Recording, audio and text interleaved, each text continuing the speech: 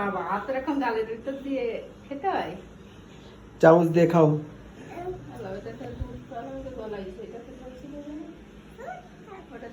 তুমি কি খাচ্ছ? দই খাচ্ছ? দই? হ্যাঁ।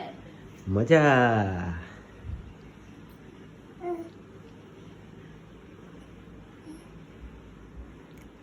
আচ্ছা খাও।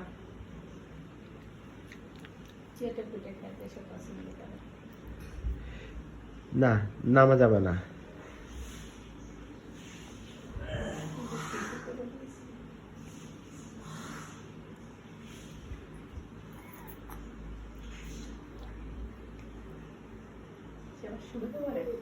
খাও খাও খেয়ে তারপরে ডাক দিয়ে নে শিয়ালের ডাক।